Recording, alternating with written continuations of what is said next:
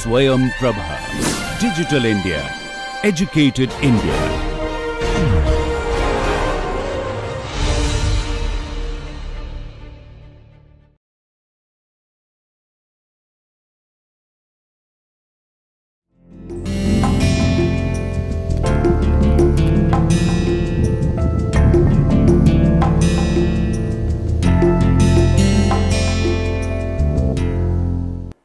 Namaste.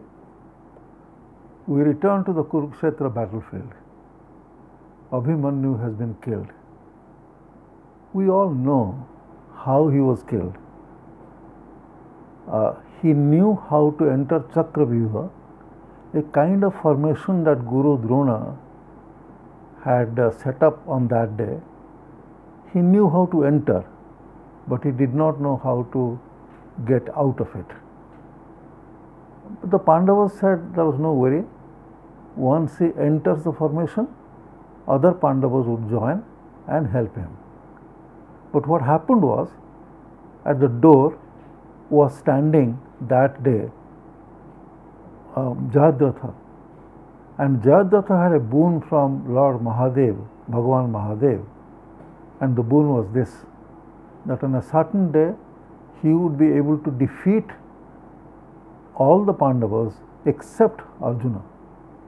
And Arjuna that day was not in the battlefield. That is why Abhimanyu had to enter Chakravyuha, or that formation that Guru Drona had created. And Jayadratha was standing at the entrance. Abhimanyu had gone inside, and the Pandavas tried to enter. Jayadratha defeated them all. So no one could enter, and Abhimanyu was trapped inside. 7 Maharathis, including the great Karna, Guru Drona himself, Ashwasthama and others, all surrounded him. And the child warrior, he was the one who kept fighting with them. And of course, how long could he fight? And finally he succumbed. And that was the story of Ashwasthama's death. That was how he was killed. And all those 7 people who were involved in that killing have been condemned by Vyasa, have been condemned in Vyasa Mahabharata as the killers, as sinners. They have all been condemned in Vyasa Mahabharata as sinners of the worst kind. They had committed the foulest of all sins. And we know that Arjuna had singled out Jayadratha as the person responsible for his son's death, and the following day he killed him. That story we know, and we had made some reference to the story earlier. We have made some reference to the story earlier. Now, see, in Sarada Mahabharata the story is not the same. There is some difference, and there is a substantial difference, in fact, not just some. And the story is this: who was the person who orchestrated the killing of Abhimanyu? It was Bhagavan Krishna himself. It was Krishna who had organized that killing, as it were. And what is the story? The day Abhimanyu was to be killed, the night before Abhimanyu was killed, Krishna had a dream. And in that dream, he saw a young warrior rushing towards him with Vaishnava Chakra trying to attack him. He was scared. The dream had completely sort of shattered him. He did not know what the dream really meant. So he went to Sahadeva and asked Sahadeva the meaning of the dream, what it really signified. Sahadeva said that you do not have to worry, because you are the Lord of the universe, you are the doer of things, and you are the master of everything, you are the creator. Now who can harm you? You are the creator, you are the destroyer. Who is there to be able to harm you? Don't worry. But the meaning of the dream is this. Sahadeva told Krishna that before he took avatar, he had asked goddess Ugratara to be born in the world as Yashoda's daughter. And soon after her birth, she would return to her heavenly abode. And she had asked her son, Adi, to stay in the world. Now, Adi said that I do not want to stay in the world. I am a commander in the army of the Devas. So why should I go and live in the world? What work do I have in the mortal world? But since you were saying that Krishna had told him that he should stay in the mortal world for 14 years. So Adi said that I cannot say no to you. So since you want me to be there in the mortal world for 14 years, I will have to be there. But please remember, as soon as my 14 years are over, I must return to Swarga. And if I do not return, I will kill both Arjuna and Hari. And Abhimanyu was going to complete, Adi was Abhimanyu, and Abhimanyu was going to complete his 14 years on that day, the day he was actually killed. And as we know, the dream came to Krishna the night before. So this was a kind of reminder to Krishna that his time had come and he had to return. This was not, Abhimanyu did not do this, he did not remind Krishna, but this is what happened. Abhimanyu had forgotten about his, Abhimanyu had no memory of his previous existence. I am not saying that Abhimanyu was instrumental in Krishna's dream, but the dream came. So Krishna and Krishna himself did not probably understand the meaning of the dream, and he asked Sahadeva. And this is what Sahadeva said. He said that goddess Ugratara had given Krishna protection. She was born as the daughter of Yashoda, and we know that that she was taken by Vasudeva to Devaki's. She was taken to Vasudeva to Kansa's prison, and Kansa tried to kill her, and she escaped. So that story we all know. And so Sahadeva said that Ugratara had given you protection, and now the time has come for Adi to return. And the dream was only a reminder to Krishna that Abhimanyu's time had come.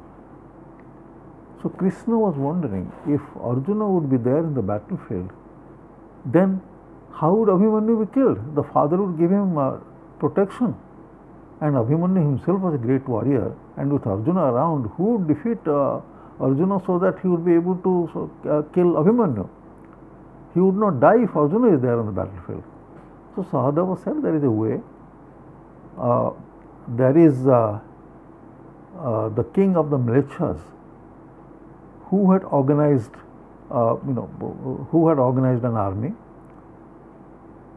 and what Krishna could do was to take Arjuna to meet the king of Mlechas, the army of Mlechas, and that way Arjuna would be away from the Kurukshetra battlefield, and with Guru Drona's Chakravyuha, there will be no option for the Pandavas but to ask Abhimanyu to enter, and Abhimanyu would get trapped and be killed.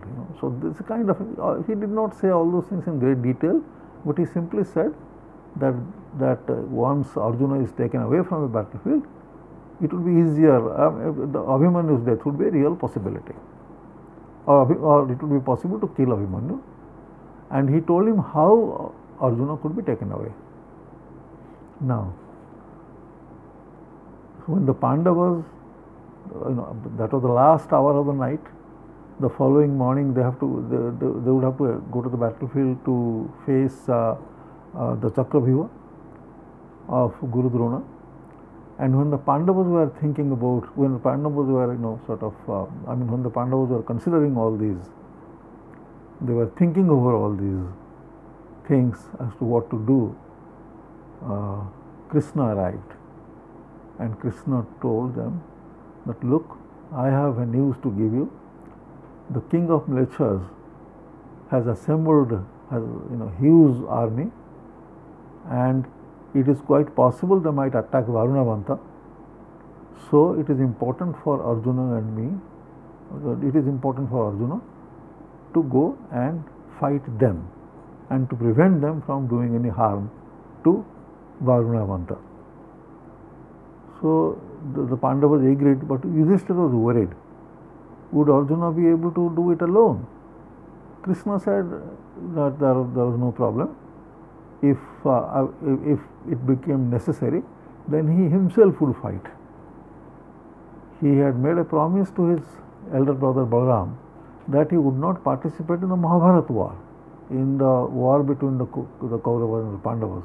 But he was not constrained not to fight against any other enemy. So both of them went there.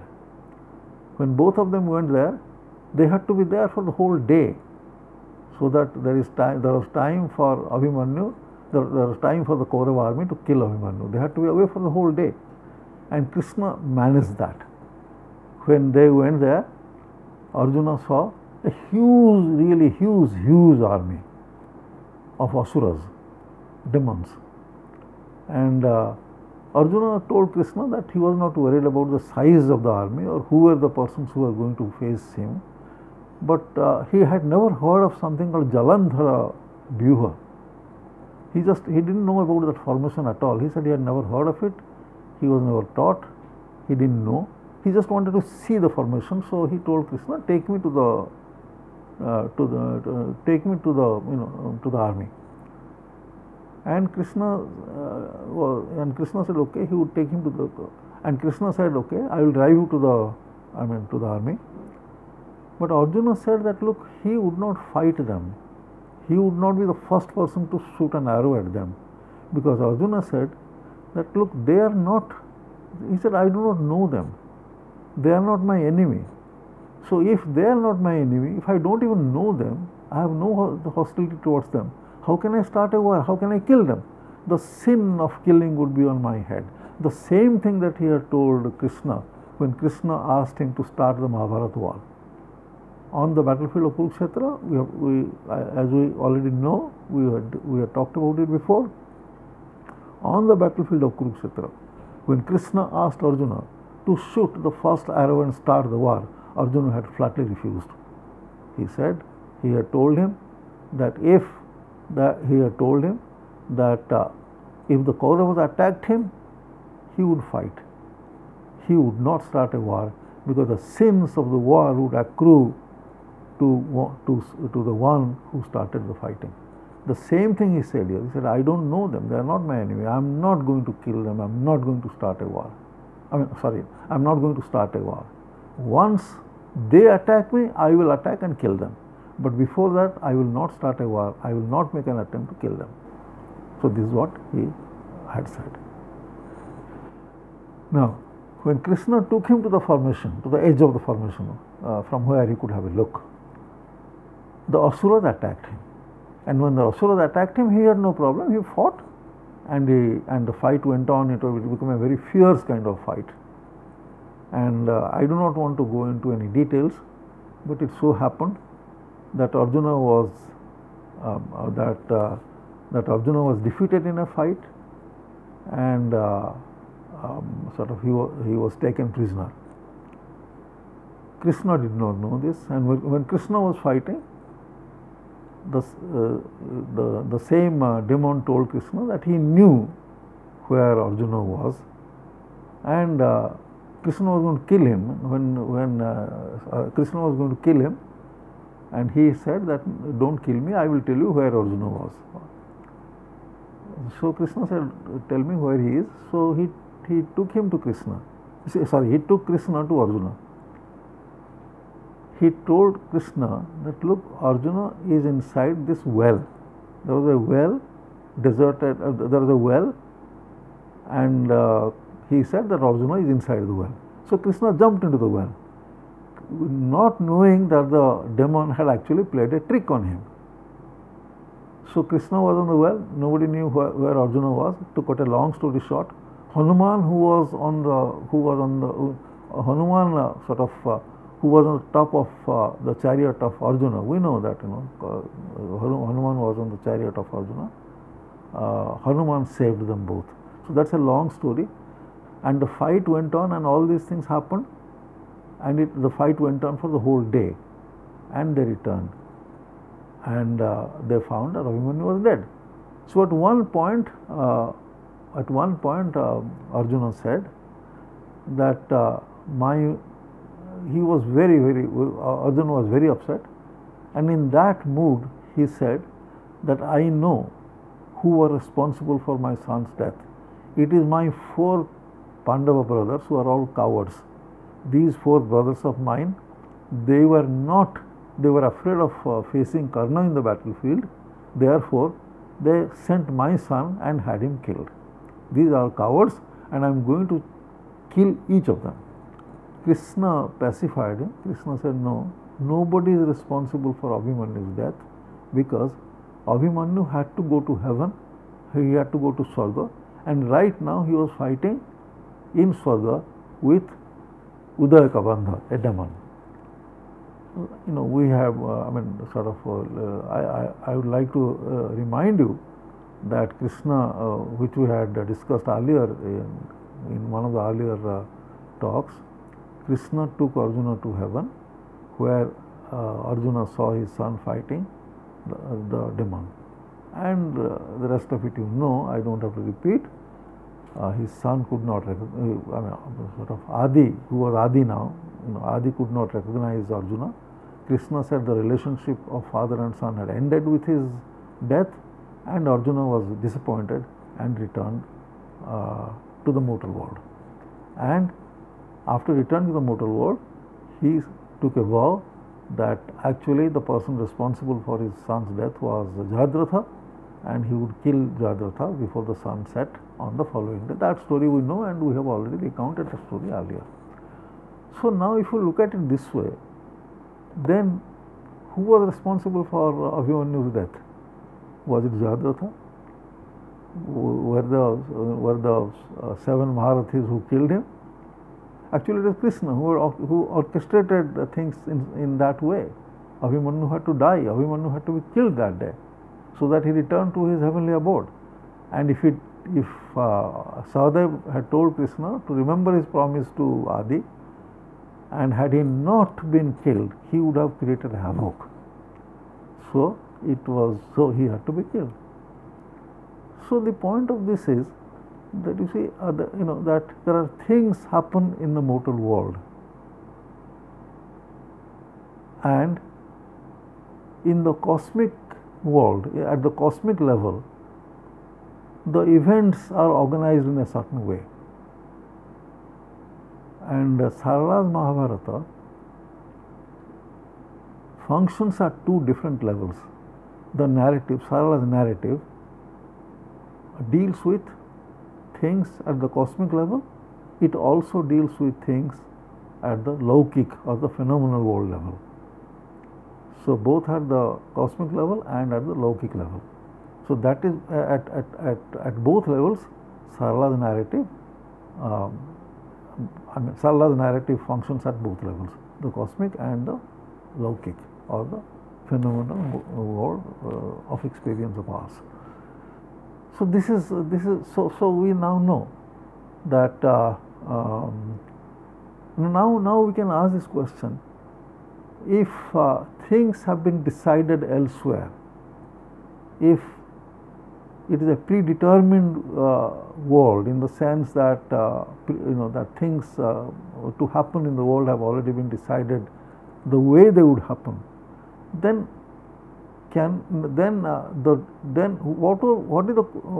what kind of implication? Then what implication does it have for the notion of karta, the doer?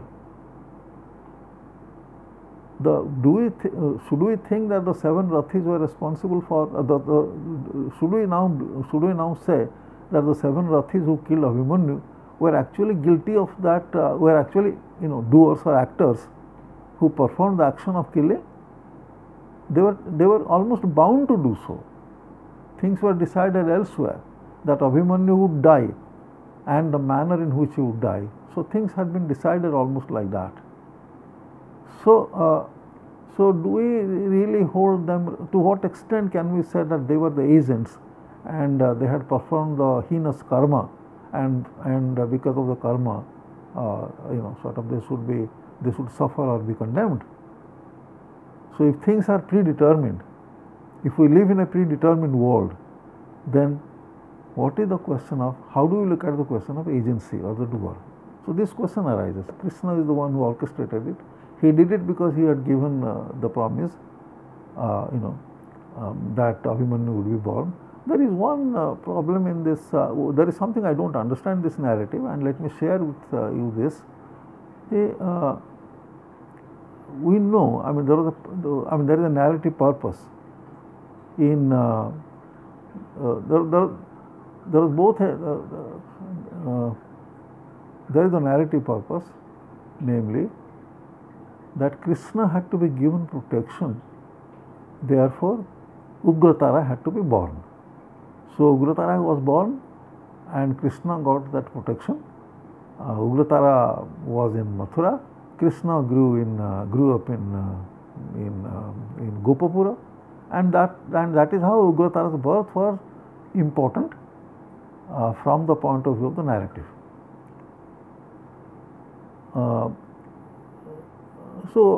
But what is the purpose of Abhimanyu being born? So, why was he born to Subhadra? What is the purpose of his birth? I don't know. I'm not really sure what kind of narrative purpose Abhimanyu's birth serves, except probably that the Kurukshetra war took a particularly vicious and violent turn after Abhimanyu's death. Apart from this, I am not really quite sure what narrative purpose was served by Krishna asking Adi to be born in the world, to stay in the world for 14 years and return to Swarga. But that is what it is. That is how Sarala narrates it. And as I said, one of the most important questions that arises is about the notion of karta, the notion of doer, and his responsibility, and his responsibility in a world that is predetermined. The same thing happened. Same thing happened with respect to Dussasana's killing. The same questions arise with respect to Dussasana's killing. Now, Dussasana had to die the way he died. Who was Dussasana? Dussasana in Satya Yuga was a Sudraka Brahma. He was the 14th Sudraka Brahma.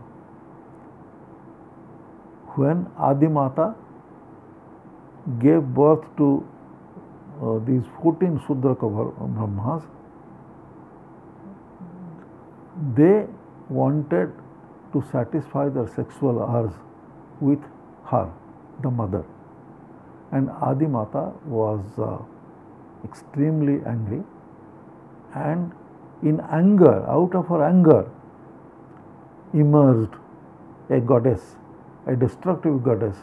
Her name was Ketuka. Now, Adimata asked Ketuka to kill, to devour all the 14 Brahmas who had committed the crime of wanting to have sexual relations with their mother. And 13 Sudraka Brahmas were devoured, were killed, were devoured literally by Ketuka, by goddess Ketuka. The 14th one ran to Bhagavan Vishnu, and he sought protection from Vishnu, and Vishnu gave him protection. When Adimata went to Vishnu and told him that what he had committed and how he had insulted her, Vishnu said, look, I have given him protection. So so that was Satya Yuga, the time the creation was taking place. So Vishnu said, I have given him protection, so he cannot be killed now. You will take your revenge in Dwapara Yuga. And then he was to be born as Dusasana. Goddess Ketuka was to be born as Draupadi, and that is how Draupadi would drink the blood of Dusasana after Bhima would kill him. So the revenge was taken after 2 yugas. Satya Yuga passed, Treta Yuga passed, and in Dwapara Yuga, Ketuka was born as Draupadi, and Dusasana was born. And Sudraka Brahma was born as Dusasana, and Draupadi had her revenge. Draupadi and Ketuka punished the Sudraka Brahma, and that is the story. So again the same thing. So Bhima killed Dusasana in a way that was absolutely terrible. You don't expect, one would really, one would find it very difficult to accept that no matter what, a brother would take a vow that he would kill his brother by tearing his wombs apart and would drink the blood of the brother. So that was Bhima's oath. So he would kill Dusasana and drink, tear his body, tear his body to pieces, and to drink the water and to drink the blood from his body, from his chest. So that was the kind of promise that he had taken, and we shudder to think of that kind of a promise. This is almost dehumanizing. But then, so nobody, of course, in the world of Sarala Mahabharata, no one really blamed Bhima for this. Bhima had taken an oath and he took revenge. Bhima had taken the other oath, that is, namely to kill Duryodhana, and he broke Duryodhana's thigh, and that is how Duryodhana died. But in doing so, he had committed a grave sin. He had hit Duryodhana where in Gada Yuddha a person cannot be hit, the warrior cannot be hit. So it was a wrong, so he had adopted wrong tactics. He hit him the wrong way, and Duryodhana fell, and he had been condemned by that in Sarala Mahabharata. Balaram condemned him, and generally, in Sarala Mahabharata he stood condemned. Okay. Now, but no one in the world of Sarala Mahabharata condemned him for the way in which he killed Dusasana.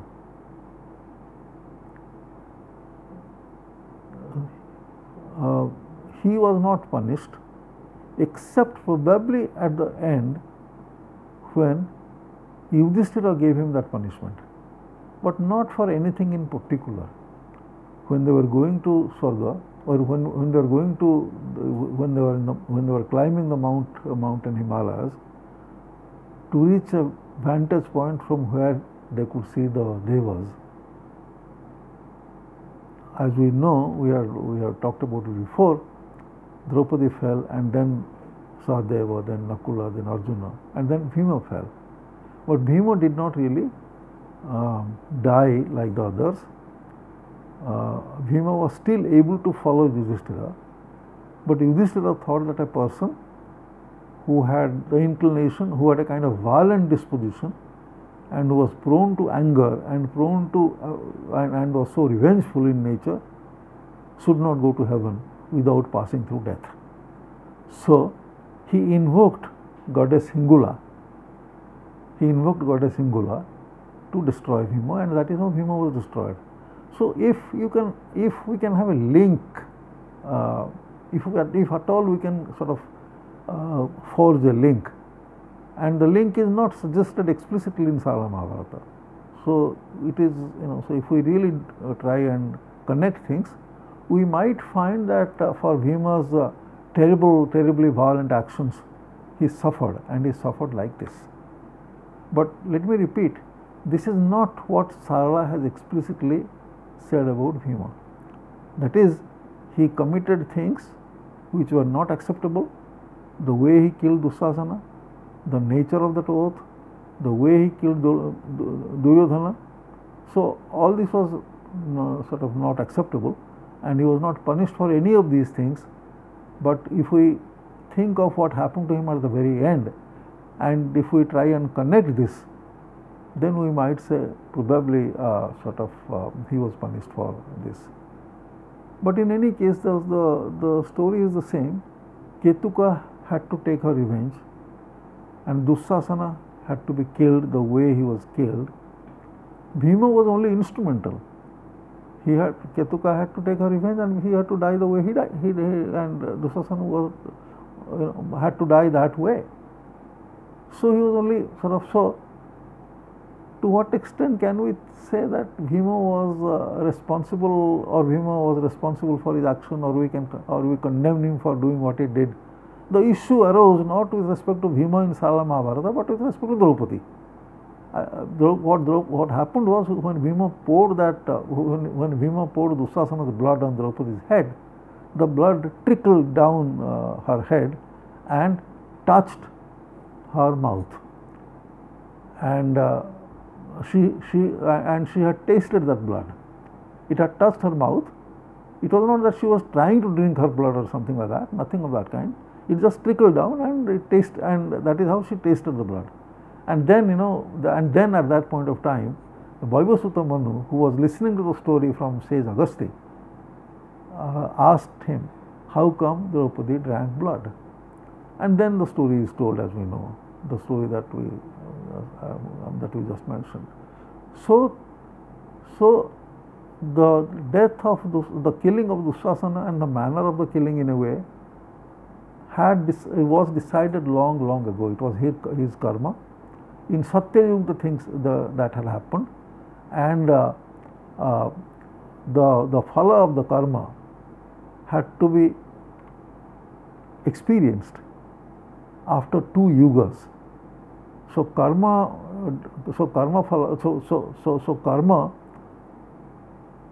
phala has to be endured, if not immediately, maybe after yugas. It would, so karma would, the consequences of karma can never remain unexperienced. If the karma is good, one enjoys the fruit of the good action. If the karma is bad, one enjoys the fruit of the bad action. So that had to be done. Take another example. The example of Pandavas' Vanavas. The Pandavas went on Vanavas for 12 years, and that also was, in a way, the Pandavas went on Vanavas for 12 years when Yudhishthira lost the game of dice. I think we have referred to this game of dice and the way it was played before, but let me repeat a little. So what had happened was this, that we know that it was Sahadev who was playing dice for both Duryodhana and Yudhishthira. And Sahadev knew, because he was the knower of the past, the present and the future, so he knew that Kichaka could be killed only by Bhima. So there were 2 more who could have killed Kichaka, but one of them was dead, namely Jarasandha, and the other would not. And it was implausible for the other to come and kill Kichaka, and the other person was Bhagwan Balaram. So there was no reason why they would be engaged in a kind of battle. So the only option is Bhima. So he was the 3rd person who could have killed Kichaka. So Bhima, but how does Bhima kill Kichaka? So they have to be brought together. So Pandavas of Vanavas will create an occasion for both of them to meet in a situation where Bhima would fight him. So it was Yudhishthira's idea that whoever lost the game of dice on that day would go to forest for 12 years. It would be on exile for 12 years. That was Yudhishthira's idea. It was not Duryodhana's idea. It was Shakuni's idea that that whoever went to forest for 12 years has to spend 1 year in incognito. He must that they must spend 1 year in incognito, and if during that 1 year they were found, then they would again go to forest for another 12 years and another year for the incognito, and this would happen like that. And in Sarala Mahabharata, it is said that both Duryodhana and Yudhishthira were surprised at this condition. Both of them were surprised at the harshness of the condition. So it was not Duryodhana who initiated anything. It was not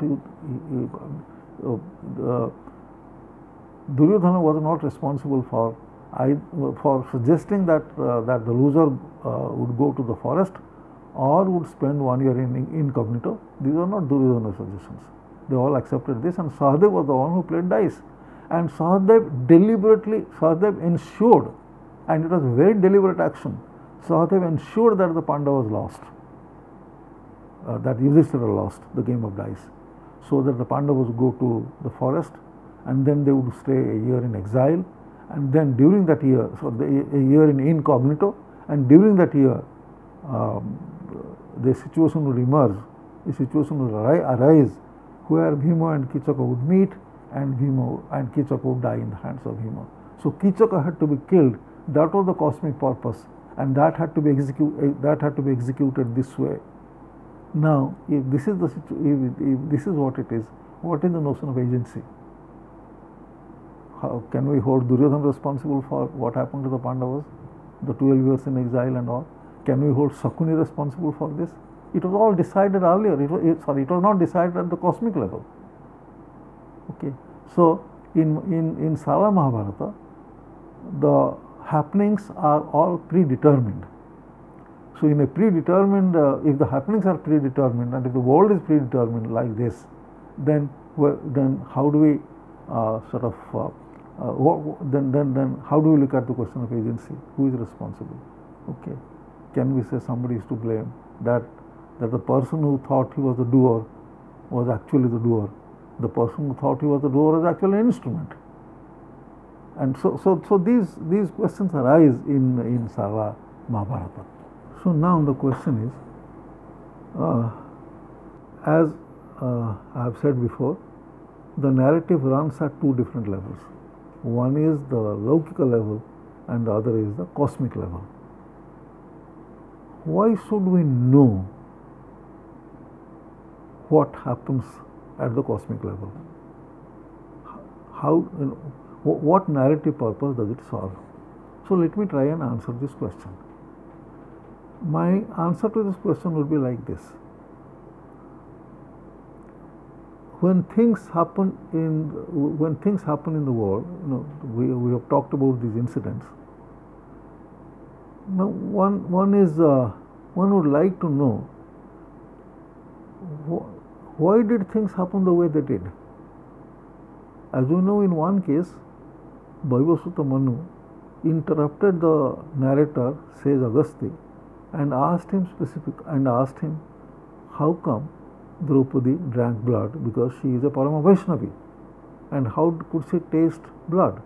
So this was something which was incongruous. This was something which he found difficult to make sense of. So he interrupted the sage and asked the question. And notice that the question had to be answered with reference to things happening at the cosmic level, because there was no explanation of this that would come from the narrative at the Laukika level. So the function of the cosmic level, the function of describing things at the cosmic level, is to clarify, this way, is to clarify things happening in this world. We have, there is a story of Belal Sen, which we have referred to before. In Belal Sen, we know the story. As we know, Belal Sen was Bhima's son, he could have finished the war virtually very soon. I mean, he had an arrow with which he could have killed anyone, and he could have finished the war very early, almost in moments. But Krishna wanted the war to take place for a longer time, 18 days, and he asked Belalsan for his head, and Belalsan gave him his head. All that story we know, and this is not there in Vyasa Mahabharata to repeat. This is not there in Vyasa Mahabharata. This is there in Sarada Mahabharata, and in some other regional language Mahabharatas as well. So Krishna said that give me your head as a ritual dana to me. So Belalsan happily gives him his head, but tells him that I want to see the war. And Krishna said that you will remain alive. He perched him, he sat him on the top of a pillar at a vantage point in the battlefield, so that he could see what was happening in the war. We have talked about it before. Now, as the severed head was going in the sort of sky to reach the top of, to reach its destination where it would remain for the entire duration of the war, it was singing the name of Hari, Hari, Hari, Hari. It was singing the name of Hari. So Vaibhasutta Munu asked, how could a severed head talk? So the answer to this question was given again with reference to things that had happened in the past in the other, in the other worlds. And we have used the general term cosmic level for this. So this event, so Belalsan had a past, and things had happened in the past in another age, in another yuga, in another world, and by referring to what had happened in the other world, Vaibhasutta Manu could explain how such an unbelievable thing happened. The severed head living and talking. The severed head, chanting the name of the Lord. How could this happen? So reference to the other world, reference to the past, for which I have used the term things happening at the cosmic level, the narrative functioning at the cosmic level. Now, this has helped the narrative in the following way, that whenever there have been incongruences, whenever something has arisen, whenever something has happened, the explanation of which is not quite clear, so reference has to be made to things in the past, in the happening in some other world or at some other time, to clarify the matter. This is important because of a particular kind of theology in which this is embedded. Why is an avatar born? Why does Narayan take avatar? And why do humans take birth? What is the basis of rebirth? What is the basis of rebirth? And what is the basis of Bhagavan taking avatar? Rebirth is necessary, or rebirth becomes necessary because of karma. So sometimes the fruits of the karma are not experienced immediately or during one's lifetime, but they cannot be escaped. Karma would chase one in births after births after births across aeons and aeons and aeons. So one had to experience the consequence of one's karma. So that is one. The other, when it comes to avatar, Narayana never took avatar because of karma. There was no karma that he did because of which he had to take avatar. That doesn't apply to him. But why does he take avatar?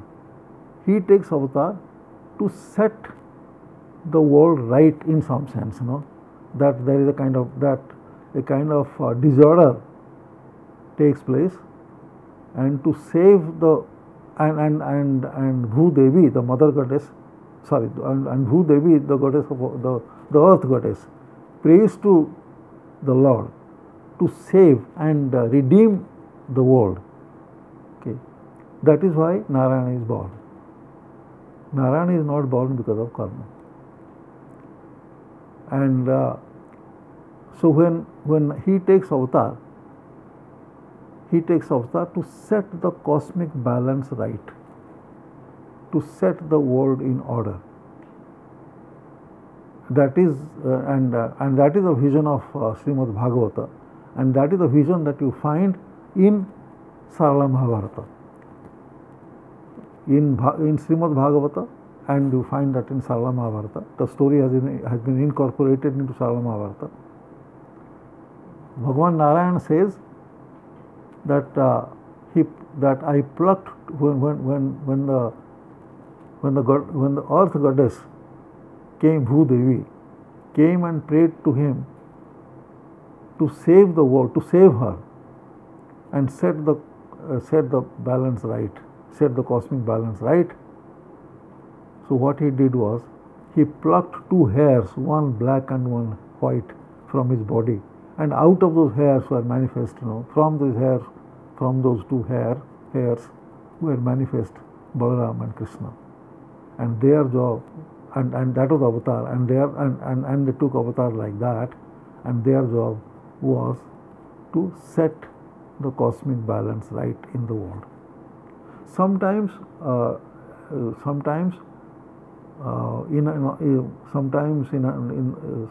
avatar gives assurance to somebody or makes a promise to someone that he would be reborn and would fulfill their desires. That is the story of the Sabara Jara, who killed Krishna. Krishna as Ram had told Angada that he would be born as Krishna in Dwapar Yuga, and Angada as Jara could take revenge on him for what he had done in Ram Avatar, namely killing Bali, his father. There was always a kind of discontent in Angada that he could not avenge his father's death. So when Ram knew this, Ram told him not to worry. In another aeon, in another time, he would be born. He would take a different avatar, and he would be able to take that revenge on him at that time. So avatar, so Bhagavan takes avatar for reasons like this, to set the cosmic balance right, and to fulfill his promises made to someone or the other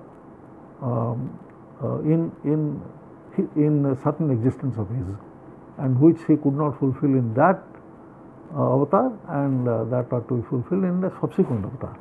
So that is the logic. So that is how he is born. So if we have to make, for all these, reference to the cosmic level becomes necessary in the narrative, and that is why I think if the two narratives run parallel, there is a narrative purpose. That if Sarala Mahabharata narrated events at two different levels, namely the cosmic and Laukik, there was a purpose. The purpose is that the events in the Laukik narrative could be clarified, could be explained, could be explicated with reference to the things that happened at the cosmic level. And that simply is a matter of what was the past, how the karmic cycle or how the karmic theory functioned, that is at one level. At the other level, the purpose of the avatars. So this has a kind of, this has a definitely significant purpose. Now, coming to the other question.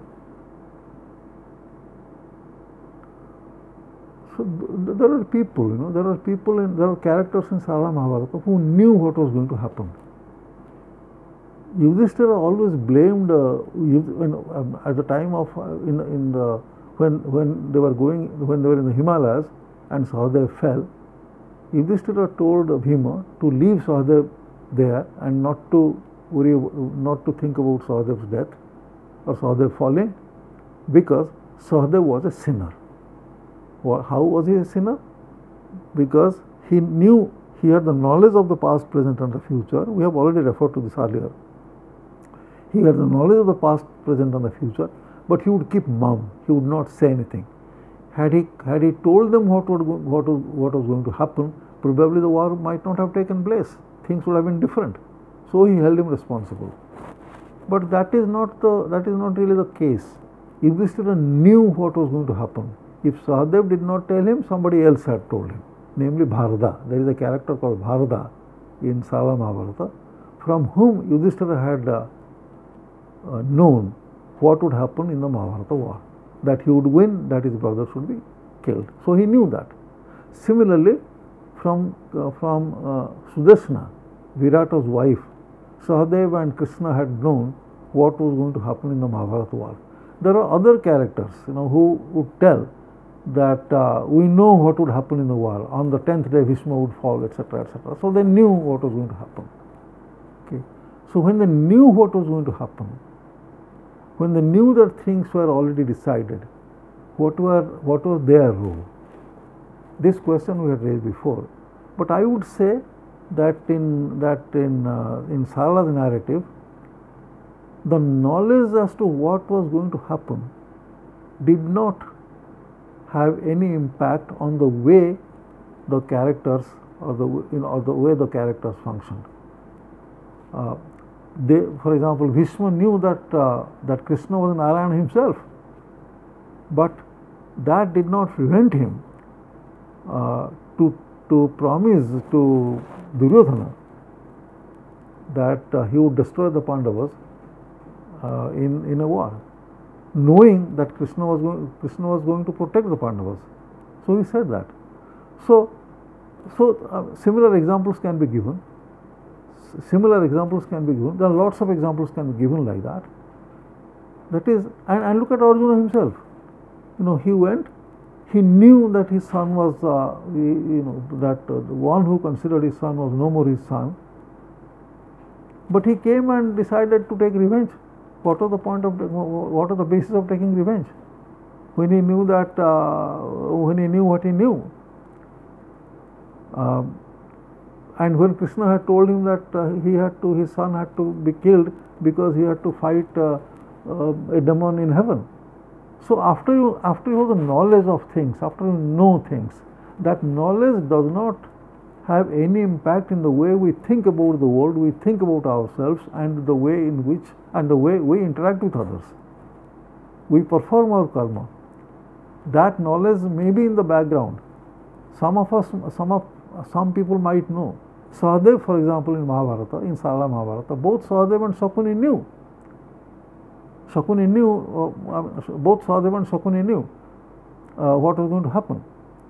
And Shakuni, but at the same time, none of them behaved, none of them conducted themselves in a manner that would suggest that their knowledge had interfered with the way in which they thought of action, or they thought of their lives and the way go back. Huh? Now the fact that Shakuni and Sahadev knew what was going to happen did not have any impact on the way they decided to live and they decided to conduct themselves. So to sum up these questions, the two important questions that we raised are the following. One, what narrative purpose is solved by talking about things that happen at the cosmic level, that the world is predetermined. Now we suggested that it clarifies matters that happen at the Lokik level. Whenever at the Lokik level there are things that happen which appear to be incongruous, we look for an explanation of that, and we find it either in the karma theory or in the theory of avatars, and for both some other level of narrative has to be posited, and we have called it the cosmic level. And the second thing is, if you know what is going to happen, if you have the knowledge, does it have an impact on the way we live our lives? The answer to this in Sala Mahabharata is no, it does not. So knowledge is at one level, we know, and the way we decide to live is at another level. And because we decide to live the way we want to, because we decide to live the way, because we decide to live according to our own insights, according to our own knowledge, according to our own inclinations, then we become, then we we are caught in the web of karma. So we stop here, and thank you very much.